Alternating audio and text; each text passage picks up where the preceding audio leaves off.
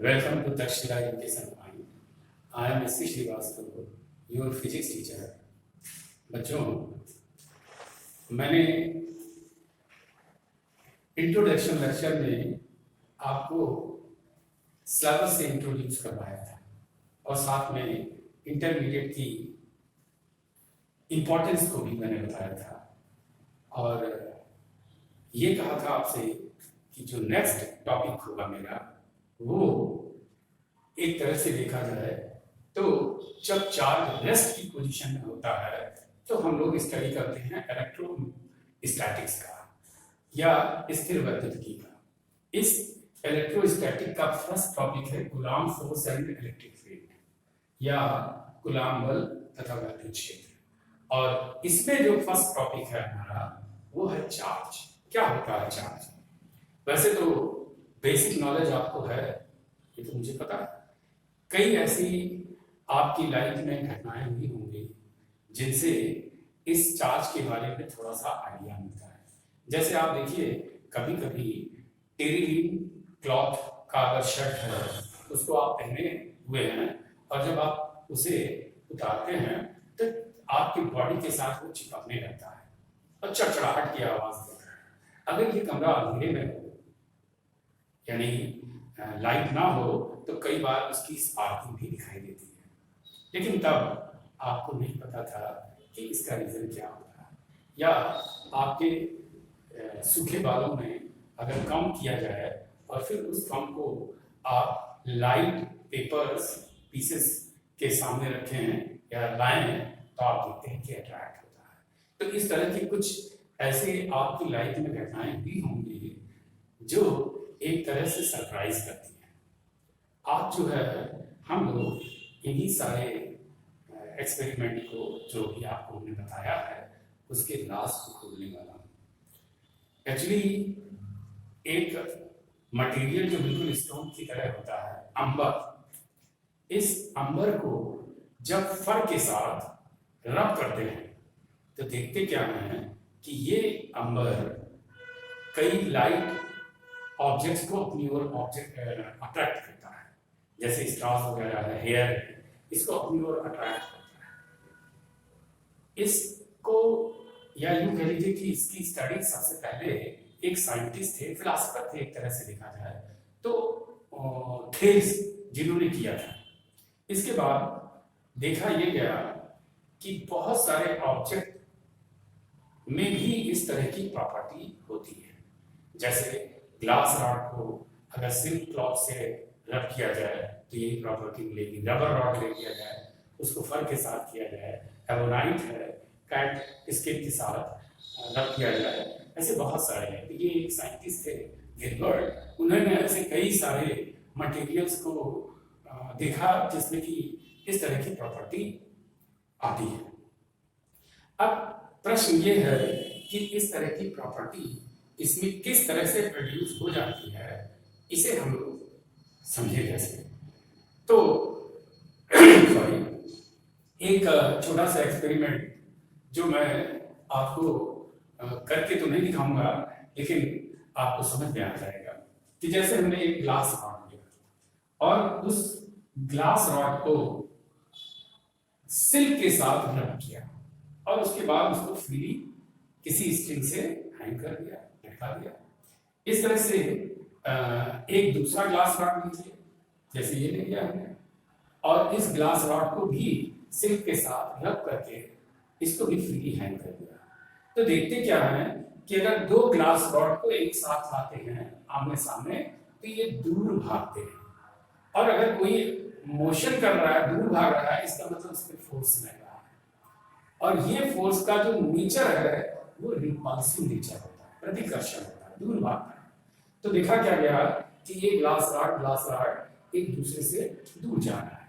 इस तरह से एक दूसरा एक्सपेरिमेंट करते हैं कि अगर आपने एक रबर रॉड ले लिया और उस रबर रॉड को फर के साथ रब किया तो देखते क्या है कि इस रबर रॉड को और एक दूसरी रबर रॉड को भी सेम एक्सपेरिमेंट परफॉर्म करते हुए ले लिया जाए और दोनों रबर रॉड को अगर आमने सामने हैंग कर दें किसी स्ट्रिंग से, तो देखते हैं उसमें भी रिपल्सन होता है, उसमें भी रिपल्सन होता है। यानी इसका मतलब हुआ कि ग्लास रॉड के बीच में भी एक रिपल्सिव फोर्स लगता है, और अगर देखा जाए तो रबर रॉड भी दो लिए जाए तो उसमें भी रिपल्सिव फोर्स लगता है। अब क्या किया जाए, एक तीसरा एक्सपेरिमेंट करते हैं। क्या कि अब ये ग्लास रॉड को और रबर रॉड को एक दूसरे के पास मिलाते हैं। तो क्या देखते हैं कि glass rod and rubber rod एक दूसरे के पास आने लगता है। यानी एक तरह से देखा जाए तो अट्रैक्टिव फोर्स रिप्रेजेंट करता है, समझ रहे हो ना, एक अट्रैक्टिव फोर्स यहां पर दिखाई देता है। तो इसका मतलब क्या हुआ, इसका मतलब ये हुआ कि इसमें जो भी प्रॉपर्टी आई है उसका जो भी नेचर है, यानी ग्लास रॉड में, रबर रॉड में भी जो प्रॉपर्टी आई है उसका नेचर इस ग्लास रॉड के नेचर से कुछ डिफरेंट है, कुछ डिफरेंट है। इस तरह से डिफरेंट टाइप्स के एक्सपेरिमेंट परफॉर्म किया गया। तो एक साइंटिस्ट थे बेंजामिन फ्रैंकलिन, उन्होंने इन अलग अलग नेचर के दो ऑब्जेक्ट्स के लिए एक नाम दिया, और वो ये कि इन दोनों के नेचर अलग अलग है। तो नाम तो कुछ भी दिया जा सकता है, लेकिन उन्होंने जो है एक को पॉजिटिव चार्ज कहा और दूसरे को निगेटिव चार्ज कहा। पॉजिटिव और निगेटिव, इट इज नेम। यहां पर आप कोई भी नाम ले सकते हो, लेकिन उन्होंने पॉजिटिव नेगेटिव इसलिए बोला कि अगर इन दोनों रॉड्स को हम एक दूसरे के कांटेक्ट में लाते हैं तो ये न्यूट्रलाइज हो जाते हैं, यानी फिर इनमें कोई चार्ज नहीं होता है। अगर इनमें कोई चार्ज नहीं होता है तो इसका मतलब ये निकलता है कि अगर मैं इसे पॉजिटिव कहूं और इसे निगेटिव कहूं, तो पॉजिटिव में मान लीजिए इसका 3 वैल्यू है और निगेटिव में मान लीजिए इसका -3 वैल्यू है, तो इज इक्वल टू क्या हो जाएगा, 0।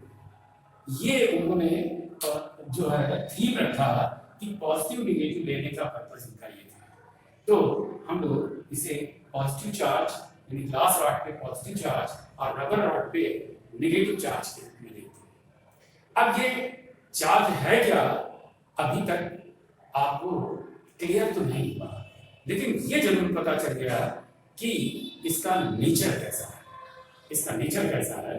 तो अब हम लोग देखते हैं कि ये है क्या चार्ज और ये कैसे चार्ज बनता है। तो देखिए ये चार्ज होता क्या है, इसको समझने के लिए थोड़ा सा हम लोग केमिस्ट्री में जाएंगे। और केमिस्ट्री में इसलिए कह रहा हूं कि आपने 9th-10th क्लास में एक लेसन पढ़ा होगा एटॉमिक स्ट्रक्चर, परमाणु संरचना। तो ये टॉपिक हल्का सा उससे रिलेटेड है। Electron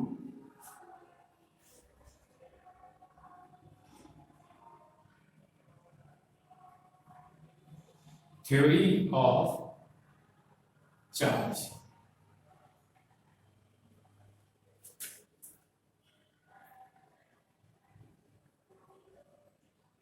electron theory of charge ये क्या है, आप जानते हैं कि एक पीरियोडिक टेबल में जितने भी एलिमेंट्स होते हैं उन सारे एलिमेंट्स में इलेक्ट्रॉनिक थ्योरी के अकॉर्डिंग अगर हम इनर्ट गैसों को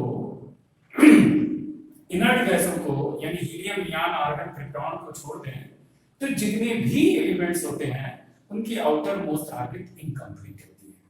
और कोई भी एलिमेंट रिएक्शन तब करता है जब उसकी आउटर मोस्ट ऑर्बिट इनकम्प्लीट होती है। तो for completing outer most orbit it react with another element और अनदर कंपाउंड। ये केमिस्ट्री में आप लोगों ने पढ़ा।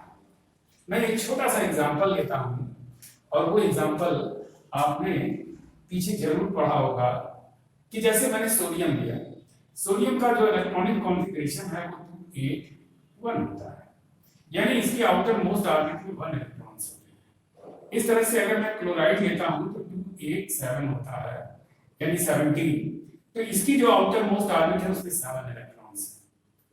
तो for completing outer most orbit it must be 8 electron. समझ रहे ना, 8 इलेक्ट्रॉन का होना जरूरी है अगर आउटर मोस्ट ऑर्बिट को कंप्लीट करना है। तो आप देखेंगे कि यहां पर अगर इसे 7 इलेक्ट्रॉन्स मिल जाए, if it gains 7 electron from outside, then outermost orbit will be completed. या उसकी जगह पर ये 1 इलेक्ट्रॉन लूज कर दे तो इसकी आउटरमोस्ट ऑर्बिट कंप्लीट हो जाएगी। तो आप देखोगे कि ये जो सोडियम है जिसमें जो एटम के फॉर्म में है, आप देख रहे हैं ना, ये किसके फॉर्म में है, एटम के फॉर्म में है। और अगर ये एटम की फॉर्म में है तो ये पूरी तरह से न्यूट्रल है। न्यूट्रल का मतलब समझते हैं कि जितने नंबर ऑफ प्रोटॉन्स इसमें होंगे उतने ही नंबर ऑफ इलेक्ट्रॉन्स होंगे। आप जानते हैं कि एटॉमिक स्ट्रक्चर में, मैंने इसलिए इसकी चर्चा भी नहीं की, कि एटॉमिक स्ट्रक्चर में आपने पढ़ा होगा कि material consist by smallest particle called molecules and molecule consist by smallest particle atoms, and in atom contains electron, proton and neutrons। आप जानते हैं कि एक एटम में इलेक्ट्रॉन, प्रोटॉन और न्यूट्रॉन्स होते हैं। इलेक्ट्रॉन नेगेटिवली चार्ज होता है, 1 यूनिट नेगेटिवली चार्ज, और आप इसका वैल्यू भी जानते हैं कि -1.6 × 10⁻⁻19 कूलम। और इसी जगह पर अगर प्रोटॉन लेंगे तो 1.6 × 10⁻⁻19 गुना पॉजिटिव में होगा। तो इसमें जितने नंबर ऑफ एटम्स में जितने नंबर ऑफ प्रोटॉन्स होते हैं उतने ही नंबर ऑफ इलेक्ट्रॉन्स होते हैं। इसका मतलब इलेक्ट्रिकली न्यूट्रल होता है, इलेक्ट्रिकली न्यूट्रल होता है। और अगर कहा जाए ये होल यूनिवर्स, तो whole universe is also consist by smallest particle called atoms. इसका मतलब पूरा यूनिवर्स कैसा होगा, न्यूट्रल होगा। हाँ, ये अलग बात है किसी ऐसी सिचुएशन में कि कहीं से चार्ज एक से दूसरे में यानी इलेक्ट्रॉन्स ट्रांसफर हो जाए तो फिर न्यूट्रल नहीं रहेगा, वही मैं बताने की कोशिश कर रहा हूँ। तो आपने क्या समझा कि इसकी आउटर मोस्ट ऑर्बिट को कंप्लीट करने के लिए 1 इलेक्ट्रॉन अगर ये लूज कर दे तो ज्यादा कन्वीनियंट होगा, in a completion of 7 electrons gain करे। तो इसका मतलब ये हुआ कि अगर ये 1 इलेक्ट्रॉन लूज करता है तो इस पर पॉजिटिव नेचर हो जाएगा, और ये पॉजिटिव चार्ज या पॉजिटिव आयन इसलिए होगा कि हमने अभी आपको बताया कि एटम्स में जितने प्रोटॉन्स होते हैं उतने ही इलेक्ट्रॉन्स होते हैं। लेकिन अगर ये 1 इलेक्ट्रॉन लूज करेगा तो इसका मतलब प्रोटॉन्स का नंबर इंक्रीज कर गया, और अगर प्रोटॉन्स का नंबर इंक्रीज कर गया तो प्रोटॉन पॉजिटिव चार्ज हो जाएगा। इसका मतलब सोडियम आयंस कैसा चार्ज हो जाएगा, इसमें पॉजिटिव चार्ज हो जाएगा। अब आप यहां पर देखिए, क्लोराइड के लिए for completing outer most orbit it must be 8 electrons. यहां पर 7 इलेक्ट्रॉन है, अगर ये 7 इलेक्ट्रॉन को लूज कर दे तब भी आउटर मोस्ट ऑर्बिट कंप्लीट हो जाएगा, और या 1 इलेक्ट्रॉन ये आउटसाइड से गेन कर ले। इसका मतलब क्या हुआ कि यहां पर 1 इलेक्ट्रॉन अगर ये गेन कर लेता है तो ये ज्यादा कन्वीनियंट होगा in a completion of losing 7 electrons. 7 electron को लूज करने की कंप्लीशन में 1 इलेक्ट्रॉन ये ले आउटर मोस्ट ऑर्बिट कंप्लीट हो जाएगा। इसका मतलब क्या हुआ कि जब ये क्लोराइड आयन, जिसको कि नेगेटिव आयन बोलते हैं सॉरी, जिसको कि नेगेटिव आयंस बोलते हैं, इसीलिए बोलते हैं कि यहां 1 इलेक्ट्रॉन इसने गेन किया। यानी पहले जब क्लोराइड एटम था, जब ये क्लोराइड एटम था तो नंबर ऑफ प्रोटॉन्स और नंबर ऑफ इलेक्ट्रॉन्स इक्वल थे, लेकिन जब इसने 1 इलेक्ट्रॉन गेन कर लिया तो क्या हुआ, इलेक्ट्रॉन का नंबर बढ़ गया। और इलेक्ट्रॉन कैसा चार्ज होता है, इलेक्ट्रॉन पर नेगेटिव। इसका मतलब क्लोराइड पर कैसा चार्ज आ गया, negative. It is called negative ion and it is called positive ion। अब आप देखिए ये आयन अगर मिल जाए तो ये NaCl फॉर्म करते हैं। तो इस तरह से आपने देखा कि इलेक्ट्रॉनिक थ्योरी हमारी ये बोलती है कि चार्ज एक्चुअली है क्या कि जहां पे एक्सेस ऑफ इलेक्ट्रॉन या डिफिशियंसी ऑफ इलेक्ट्रॉन हो जाता है, यानी इलेक्ट्रॉन बढ़ जाता है या इलेक्ट्रॉनों का संख्या कम हो जाता है, उस जगह पर तुरंत जो है क्या हो जाएगा, चार्ज बन जाएगा। तो if any material gains electron from outside, it become negatively charged, and if any material lose electrons, it means it become positive charge। यानी कोई भी मटेरियल अगर इलेक्ट्रॉन को लूज करता है तो जाहिर है वो नंबर कम हो जाएगा, तो ये पॉजिटिवली चार्ज हो जाएगा। और अगर कोई भी मटेरियल इलेक्ट्रॉन गेन करता है तो इसका मतलब ये नेगेटिवली चार्ज हो जाएगा, क्योंकि यहाँ पर इलेक्ट्रॉनों का नंबर्स बढ़ जाता है। तो इस तरह से आपको शायद समझ में आया होगा कि क्या होता है पॉजिटिव चार्ज और क्या होता है नेगेटिव चार्ज, और ये पॉजिटिव चार्ज और नेगेटिव चार्ज किस तरह से बन जाते हैं। एक बात और ध्यान रखनी है यहाँ पर कि अगर इलेक्ट्रॉन लूज होगा या इलेक्ट्रॉन गेन होगा तो मास पर भी इफेक्ट आएगा। आप जानते हैं इलेक्ट्रॉन का जो मास होता है वो 9.1 into 10 power minus 31 kg। तो एक बात यहाँ पर और क्लियर हो जाए कि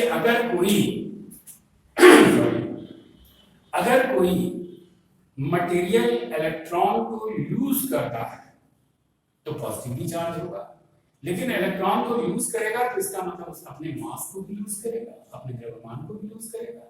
इसका मतलब क्या हुआ कि पॉजिटिव चार्ज वाले का मास कम हो जाएगा, जबकि नेगेटिवली चार्ज वाला जो मटेरियल होगा उसका मास इंक्रीज कर जाएगा, क्योंकि उसने इलेक्ट्रॉन को गेन किया है, तो उसका मास उसके साथ ऐड हो जाता है।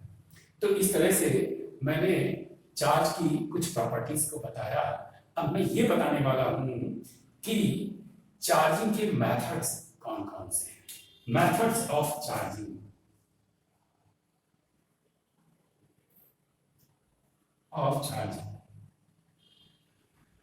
आवेशन की विधियां। देखिए मेथड ऑफ चार्जिंग क्या है। मेथड ऑफ चार्जिंग ये कि अभी आपने देखा कि मैंने जो पहला एक्सपेरिमेंट परफॉर्म किया था उसमें दो ऑब्जेक्ट्स को रब करके और चार्ज कर दिया।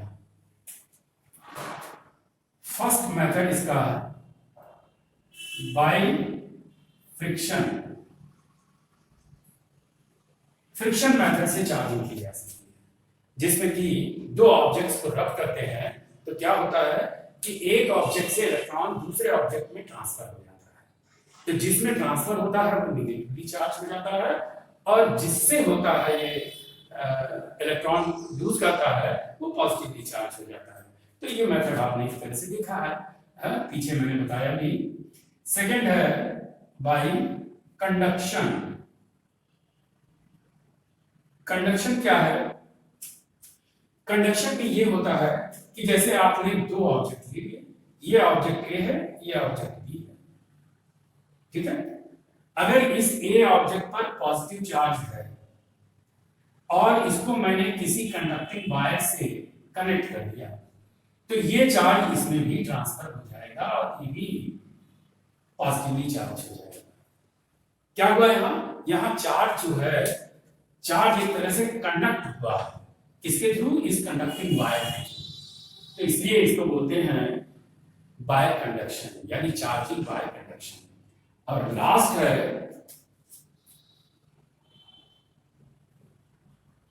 By induction. इंडक्शन का मतलब क्या है? ये इंडक्शन वर्ड एक तरह से देखा जाए तो इंड्यूस से बना है। इंड्यूस का मतलब ये होता है कि किसी से प्रेरित हो जाना, इंस्पायर्ड। जैसे हम लोग अगर ह्यूमंस के लिए यूज करते हैं तो इंस्पायर्ड होना, एक तरह से। कैसे इंस्पायर्ड होना? कि आपको, यानी आपको मेरी कोई बात अच्छी लगी तो यू आर इंस्पायर्ड बाय मी। तो इसका मतलब है जो अच्छा लगा होगा उसे आप अडॉप्ट करना चाहेंगे। तो ये तो वर्ड मीनिंग हो गया। इसी इंस्पायर को हम लोग अपनी फिजिक्स की लैंग्वेज में एक तरह से इंडक्शन कहते हैं। क्या है इंडक्शन? देखिए, अगर मैंने एक कोई इंसुलेटर ले लिया और इस इंसुलेटर के सामने कोई एक ऐसी प्लेट ले ली जो स्ट्रांगली पॉजिटिव चार्ज है। हम जानते हैं कि इंसुलेटर में जो इलेक्ट्रॉन्स होते हैं वो टाइटली बाइंड होते हैं न्यूक्लियस से। इसका मतलब इन जनरल इलेक्ट्रॉन जो मूव नहीं करते इस मटेरियल में, उसको कहते हैं बाउंडेड इलेक्ट्रॉन्स। जबकि कंडक्टर अगर लेते हैं तो कंडक्टर में बहुत सारे इलेक्ट्रॉन्स होते हैं जो न्यूक्लियस के साथ उस तरह से बाइंड नहीं होते, बंधे हुए नहीं होते हैं, बड़े आसानी के साथ पूरे मटेरियल में घूम सकते हैं। यानी it can be move throughout the substance in a case of conductor. That electrons are said to be free electrons. उनको हम लोग कहते हैं फ्री इलेक्ट्रॉन्स। ये फ्री इलेक्ट्रॉन जो होते हैं, जिसको हिंदी में बोलते हैं मुक्त इलेक्ट्रॉन, ये फ्री इलेक्ट्रॉन कंडक्टर में होते हैं। लेकिन जैसे इंसुलेटर हमने ले लिया तो इस इंसुलेटर में electron tightly bind with nucleus, तो ये निकलते नहीं है। और आप जानते हैं ये न्यूट्रल बॉडी है, इसमें जितने इलेक्ट्रॉन्स होंगे उतने ही प्रोटॉन्स होंगे। लेकिन जब हमने एक पॉजिटिव प्लेट इसके सामने रखा तो इसके अंदर पॉजिटिव और नेगेटिव दोनों चार्जेस हैं, तो इन्फ्लुएंस कौन करेगा? इससे इस चार्ज प्लेट से किस पर ज्यादा इफेक्ट आएगा? इफेक्ट तो दोनों पर आएगा, लेकिन कौन इससे इन्फ्लुएंस होगा? तो आप अच्छी तरह समझते हैं कि अगर ये पॉजिटिव चार्ज है तो इसके अंदर अगर नेगेटिव चार्ज होगा तो वो इसके पास आना चाहेगा। लेकिन इतना ऐसा बंधा हुआ है कि ये पास तो नहीं आएगा, इसके सरफेस के ऊपर ये आ जाता है चार्ज। ये एक तरह से देखा जाए सरफेस पे आ जाता है। इसका मतलब अभी तक ये मटेरियल या ये इंसुलेटर आपका न्यूट्रल था, लेकिन अब नेगेटिव चार्ज यहां पर आ गया। इसका मतलब कि ये इससे यानी पॉजिटिव प्लेट से इंड्यूस होकर यहां नेगेटिव चार्ज बना लिया। तो एक तरह से इस तरह से भी चार्जिंग की जाती है। एक बात और बतानी थी कि देखिए, अगर ये इंसुलेटर है तो इसका मतलब ये हुआ कि इलेक्ट्रिसिटी ये कंडक्ट नहीं करेगा, इलेक्ट्रिसिटी कंडक्ट नहीं करेगा और चार्ज यहां पर आएगा। लेकिन अगर ये चार्ज बहुत ज्यादा स्ट्रांग हो तो फिर इस इंसुलेटर को ये डैमेज कर देगा, इस इंसुलेटर को ये डैमेज कर देगा। अब जैसे देखिए, टेस्टर है जो घर में आप लोग यूज करते हैं और टेस्ट करते हैं कि करंट जा रही है कि नहीं जा रही है, आसानी से कर लेते हैं। लेकिन अगर यही टेस्टर आप हाई पावर की लाइन में टेस्ट करेंगे तो वो मेल्ट कर जाएगा। क्यों? क्योंकि इसकी पावर को वो जो है सही नहीं कर पाएगा। तो इसका मतलब ये है कि यहां पर ये इंसुलेटर इससे इफेक्ट डालता है, लेकिन उसकी भी एक लिमिट है। उसको कहते हैं डाई इलेक्ट्रिक पावर स्ट्रेंथ कह सकते हैं, dielectric strength. Dielectric strength हर एक इंसुलेटर की अपनी होती है। उसमें आपका ग्लास है, उसमें जो है ये ग्लास सॉरी पेपर्स है, कोई माइका ले लीजिए, ये सारे के सारे इंसुलेटर हैं, रबर है, सब इंसुलेटर ही है जो हम लोग आगे पढ़ेंगे भी इसे। तो आपने देखा कि मैंने इस पूरे लेक्चर में आपको चार्ज की कुछ हिस्ट्री यानी चार्ज की शुरुआत कहां से हुई, किस तरीके से हुई और कैसे आपके लाइफ में भी चार्ज का एक्सपीरियंस हुआ, ये मैंने बताया। कुछ छोटे से एक्सपेरिमेंट बताए जिससे ये मैं बताने की कोशिश की कि पॉजिटिव और नेगेटिव दो तरह के चार्ज होते हैं, और फिर उसकी इलेक्ट्रॉनिक थ्योरी भी बताई कि किस तरह से आप देखते हो कि चार्ज बनता है, कैसे चार्ज बनता है, उसका इलेक्ट्रॉनिक थ्योरी बताया। और फिर लास्ट में मैंने अभी आपको ये बताया कि मेथड्स ऑफ चार्जिंग क्या है। तो हम लोगों ने क्या स्टडी किया उसमें, by friction, bye conduction and by induction, यानी 3 मेथड से हम लोग चार्जिंग कर सकते हैं। 3 मेथड से चार्जिंग कर सकते हैं। नेक्स्ट टॉपिक जो मेरा होगा उसमें मैं आपको ये बताऊंगा कि प्रॉपर्टी क्या होती है चार्ज की, और एक एक प्रॉपर्टी को आपको इस तरह से बताऊंगा कि जिसमें जितने भी छोटे से बड़े न्यूमेरिकल्स तक आते हैं उनको भी हम लोग सॉल्व करेंगे। तो नेक्स्ट टर्म पर हम लोग इस थ्योरी से हटकर थोड़ा न्यूमेरिकल्स पे भी चर्चा होगी इस चार्ज से रिलेटेड, जब मैं आपको चार्ज की प्रॉपर्टी बताऊंगा। तो अगर आपको आज का ये वीडियो लेक्चर जो चार्ज की बेसिक नॉलेज पर था अच्छा लगा हो, तो नए व्यूअर्स हैं तो इसे इस चैनल को सब्सक्राइब करें, और अगर पुराने हैं तो इसे लाइक और शेयर करें।